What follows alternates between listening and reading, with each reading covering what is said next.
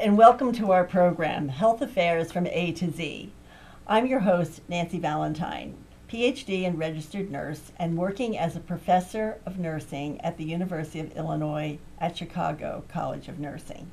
And our topic today is when a child's mood becomes a problem, the difference between a developmental phase versus symptoms of an illness. And what we're going to be doing today is really talking about a child who's going through regular growth and development changes, who may be having a temper tantrum, for instance, and how to manage some of that, but more importantly, how to differentiate that from a child who's really having long-term problems, and how you can really find out how to intervene very early in that. And to help us really understand this problem and really topic is our guest today, Dr. Julie Carbray.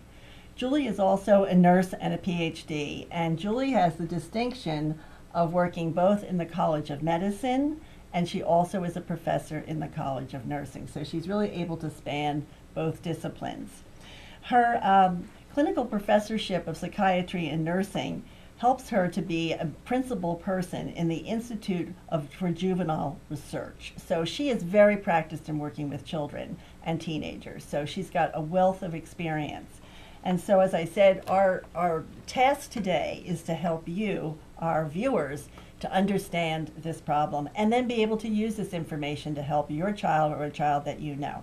I also want to mention that this is not only for families, but perhaps if you're an educator or you're working with children in some other capacity, this can be very helpful to you as well.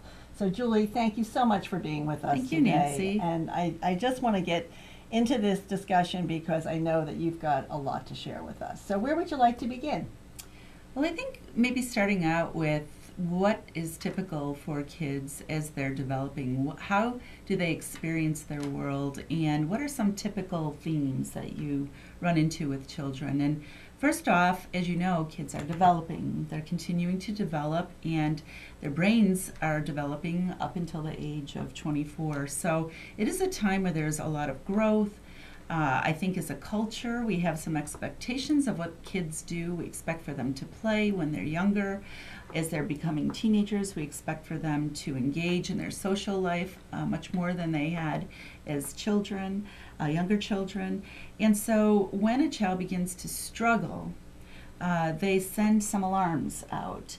And those are things that I'm hopeful that we can talk about. What do those alarms look like? That would be good. How do you know if a child is just beginning to struggle a bit, or if there's really something more that you should investigate further? Right. Okay. Yeah. So that sounds good. And I just want to remind our viewers that this is a call-in show.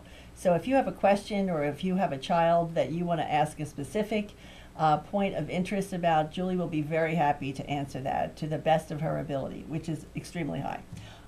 So should we start out with early identification in terms of how we really start to look at this? Right. So most kids come to the attention of their parent or a school teacher or a friend because they're beginning to struggle. They may be on the playground and pulling away from their peers, or they may be that child on the playground who's always showing a lot of emotion. When it comes to teenagers, it's typically the teen who begins to withdraw more, pull into their room. Maybe they're spending less time with the family, they're not going out as much, and so then the family begins to get concerned.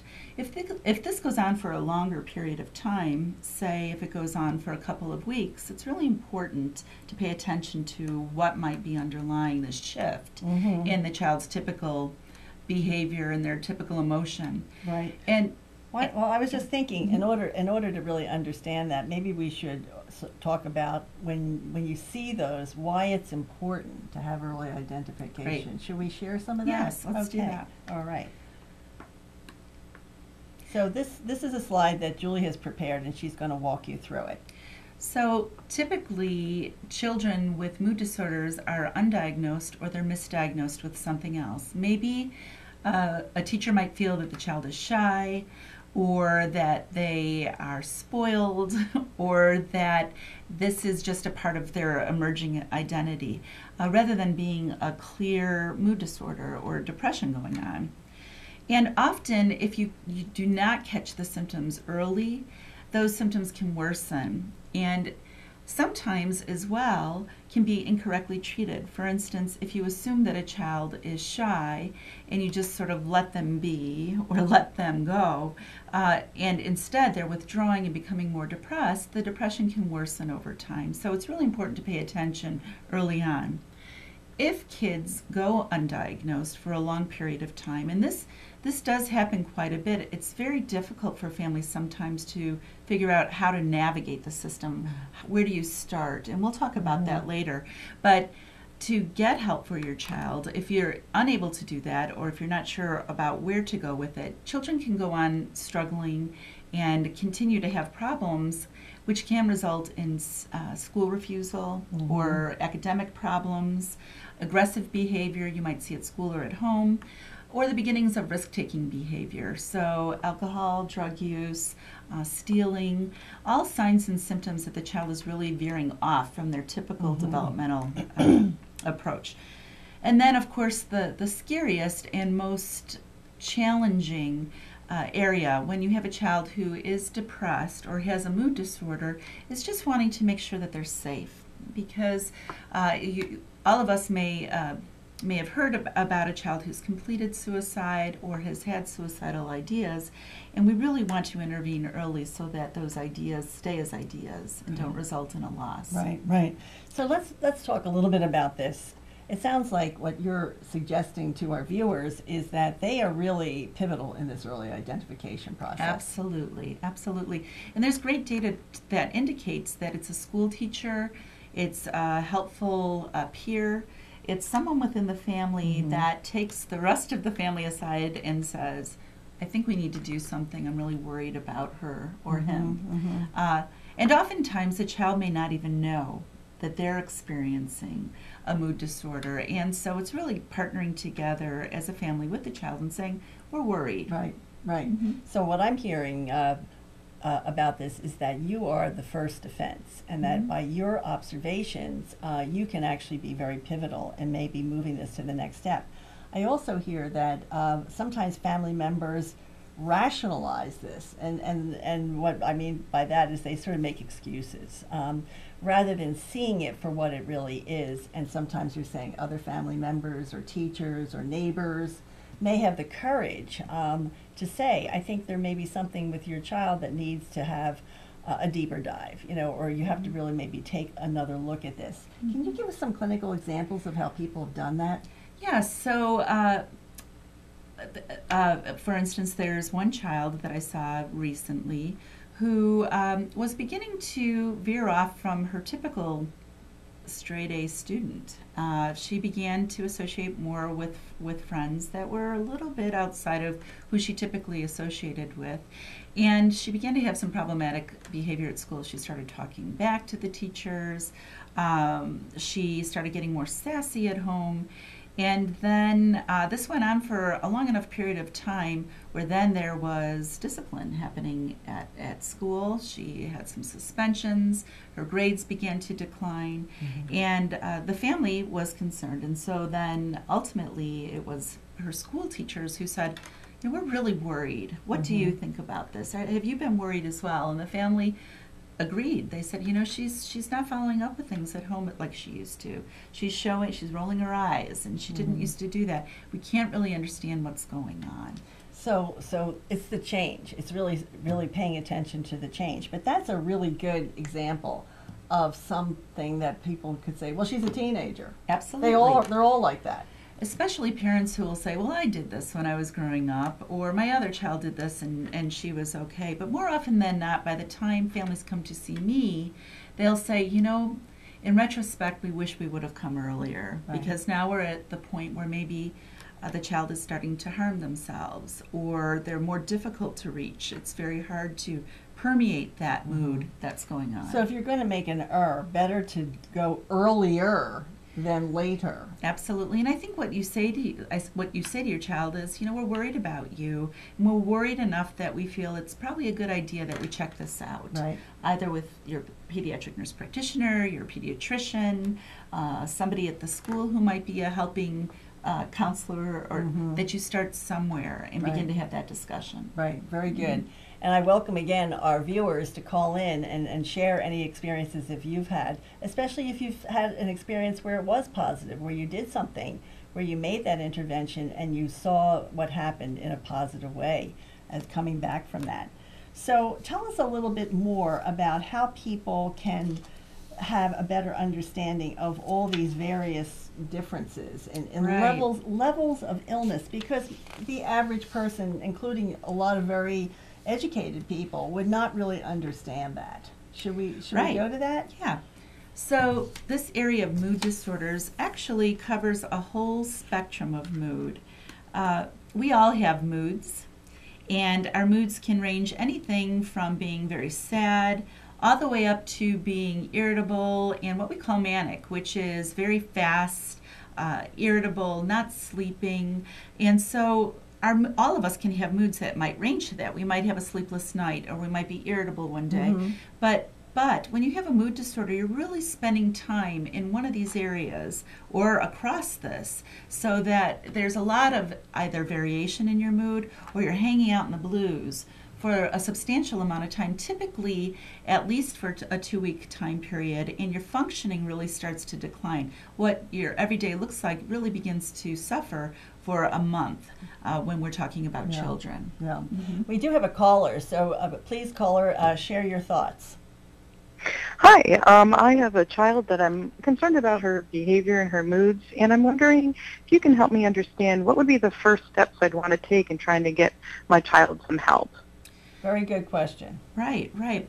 So I typically would encourage you to start with having a conversation with a healthcare professional you may have a relationship with. It's a safe environment, and the child probably knows that person. Most practices will have a screen that they might be able to sift through symptoms of either depression or another differential for mood disorders is attention deficit disorder. Sift through some symptoms that might give you a target of concern. Okay. Would you suggest that the mom go on her own first, or take the child with her? Well, if the mom feels like she needs some coaching or some ways to navigate, oftentimes moms can go on their own, Right. or make a phone call or send a note, Mhm. and then that provider will be able to let that mom know what would be the next steps. Okay. Mhm. And tell us a little bit more about that term that you use, screen. What's a screen? A screen would be a checklist or a review of a bunch of different symptoms that might indicate that there's a mood disorder present. So there are some standard evaluations very quickly done within a clinical setting. One is called the Child Depression Inventory, where the child themselves can circle some items. How often do you feel sad? I think sometimes that things won't work out for me. Mhm. It will really get you into their internal world. There are other screens where parents can complete the screen that will help them to be able to also rate what are they seeing in their child that they're concerned about. And then that in combination with just a report of how the child's been functioning will really help a clinician to be able to decipher what to do next. Right. So I think that, to summarize for our caller, the first action is to take action. To lift the phone or talk to someone that you feel is very knowledgeable about this, and get some help yourself, so that you have a partner in this. And then you can take your child to see that person or whoever it might be recommended. And really, first step is evaluation. So just as you are thinking there's something wrong here, you want to get from there's something wrong to what might it be? You know, because it could be a whole spectrum of things, and we could really go back to this mood spectrum. Why don't we Right. use that as an opportunity to review this a little more carefully? So you'll see a bunch of diagnoses. These are terms that we use to categorize a bunch of symptoms together that may indicate what type of mood disorder it may be. Major depression is more sadness and persistent sadness and hopelessness. A dysthymia is, so we'll call it almost like a mini depression, like a depression that's not on steroids, like major depression would be, much more significant. Here's where most of us lie. When we talk about bipolar disorders, and there are several types of bipolar disorders, a bipolar 2 disorder tends to be mostly sad with little times of hypomania, little bursts of energy and racing thoughts, perhaps, sometimes irritability. And then bipolar type 1 ranges all the way from major depression or a very strong depressive component of symptoms all the way through a spiky, irritable, racing thoughts, elated feeling of mania. So you can see that we all have moods, but it is hanging out in more depression or more mania where we really see kids beginning to struggle.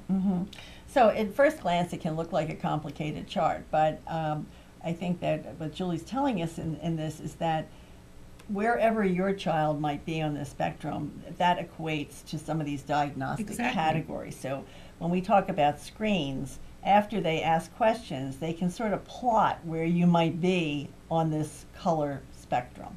And interestingly, I've had teenagers or children who will actually point and say, you know, after we talked about symptoms, this is what I think I have. Oh, that's good. So Yeah. if the average child, after you've talked with them and you've screened them, do they tend to be accurate in pointing where they are? I would say it gives us a great conversation about, it helps us to really come together and develop a language about what we're trying to attack with their moods. Right. And to make a point as well, it's important that the family has their own way to describe their experience of what their child is really struggling with, and the child. So really, when you're talking about coming to a specialist or somebody who's working in child psychiatry, you will always expect to have the family come together and then some time with the child. It's never really just treating the child, because a child's a part of a family and everybody really needs some support. And that's why Julie is such an expert at the University of Illinois at Chicago College of Medicine in the Juvenile Center. They treat children across, the age spectrum, but they have seen many, many children with these kinds of problems, and they are a great resource if you need, further information beyond this show. So where would you say most people go next with this problem? Once they've talked to their first treatment provider, what happens after that? I would say for the most part, most pediatric nurse practitioners and pediatricians have a certain level of comfort with certain mood disorders. So I would say if the child's experiencing a slight major depression, there might be some coaching, there might be some in-house approach to helping that child. But if it's something where school refusal begins to become a part of the picture, or there's concern about the child's safety, or if we're really trying to sift out what symptoms are going on and might be considering medication treatments or therapy treatments that can't be done within a pediatrician's office, then they may make a recommendation to come to a place like ours, where you'll see specialists that can really sift out what type of depression is this, what type of mood disorder might this be, and what might be the best treatments for your child. And that comes down to symptoms. Right. So we're going to take a look at some of these symptoms because you may identify them in a child that you know. So it's very rare that a child says, I have a depressed mood, or that they say, I'm not as interested or in things that I used to be. But what you will have is a picture of a child who tends to look sad. They might be moving slower, or they might be more hyped up. They might complain of not having as much energy as they used to have, feeling worthless or hopeless. Things just aren't working out for them. And that begins to become a part of how they think. They may have gained weight or lost weight. Their eating patterns have changed.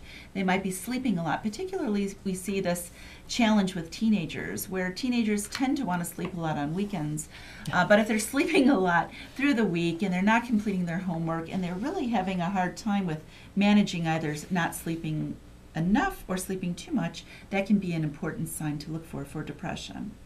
And then we look for also some negative thinking patterns. They might be thinking about life events or things that are happening within our world that may be stressful, but they tend to get stuck on those negative thoughts. And that's a real indication that that cluster of symptoms might be an indication that you need to look closer and see if there's a depression going on. Okay. How do you get teens to talk? Yeah, that's the million-dollar question, right? I think the best way to get teens to talk is actually to listen yourself. Okay. And so if you're a parent or if you're a teacher or a friend, just sort of sitting in quiet and giving them something to talk about, and then sitting back and not doing what most people do, which is just trying to pull it out from them. The other thing too is just to connect with things that they enjoy, to make observations about who they're becoming, and to be yourself, because teens have a really good way of seeing phonies. And if you're at all appearing phony to them, that missing out on that authenticity will really create a big block. So you just want to be a good listener, be present, sort of be soft, and in time, trust can develop. Right. Yeah. That's great. That's good advice for parents, and it's also what happens in a therapeutic experience. Often when parents feel like they can't do any more, or if everything they've tried, they feel like they've failed, and they do bring a child for help, that's often the approach that the counselor, a therapist will use, is to really just sort of start with the listening, and really get to know that child as an individual, and really help to draw out that child to talk about their thoughts and their feelings, which I think is part of what makes this so difficult. Because I think that's one of the barriers where children, when they're younger, maybe can't even verbalize it, but as they get older, they choose not to. And, and what have you, in your experience, what do you think blocks that? Why don't they really offer more? Is that a developmental issue? Well, it is, and I think that especially when you're talking about teenagers or adolescents, they feel sometimes that there's very little they can control. And so, of course, they're getting skillful at controlling their interactions with others. And so they need to be able to see you as somebody with something of value to them. Otherwise, they're not going to give you what they have. And so there's many avenues. Social media is very big these days. Sometimes if that's a big part of their life, we'll share that together. It sort of helps you to open their world together in a way that's meaningful to them. So yeah, that's a good point. It is. So let's talk about this next set of. So you saw this on the last slide. Dysthymic disorder is this mini depression, and probably a little bit more commonly seen in children and adolescents. This is a depression that's been going on for quite some time, typically about a year's time, where you just see some soft signs of depression, like low self-esteem, having a hard time concentrating or making decisions, feeling more hopeless. Again, you'll see some low energy or fatigue, and then maybe some troubles with sleep. But this is almost a soft, pervasive depression where the child just looks unhappy. They're having a hard time making the world come together in ways where they feel like they're really getting it. You may see some decline in grades. And so it may not be a major depression where it's significant and it hits you in a stronger standpoint. It's more soft, and so it's important that you know about this. It's called persistent depression or dysthymia. That I think is something that maybe more children go through this than the major depression. Right. But this is in need of intervention every bit as much. Absolutely, and we'll talk about interventions later. But if you take a look at these symptoms, really what we're trying to do is to help build the child up, to help them to have that energy, that drive, that motivation to help them be a child. Right. Well, Dr. Carbray has a lot of good tips for us, and I think that one of the things that we would like her to come back and do in a subsequent show is really talk about some of the interventions and some of her success stories, because obviously this is often what really breaks the code and really helps children to move from not really being productive in school, at play, or at home. And when you think about it, it really does rob the child of their childhood. It does, and there's a lot of resentfulness later if that child lives for many years and feels that I wish I could have gotten some help. Right. So it does take a lot of courage to deal with your own child. It can be also, very frustrating. It can be something that you wish you didn't have to do on a given day, but the rewards can be really, really great. And we have time for one more caller if anyone wants to ask Dr. Carbray a question before we wrap up. But when you think about what is the first question, when people come to see you and families or parents come to see you, what is usually their first question when they walk in the door? Is my child going to be okay? Is my child safe? Right. Yeah, and what can we do to help? Right. So it's really important then that I partner with that family about what can we all do together Right. to help that child. Right. So we are all in this together, and we want to Mhm. thank you very much for being with us, because we are going to have Dr. Carbray back again, and we are going to figure out what we can do together. So I want to thank you. Have a wonderful day. Thank you.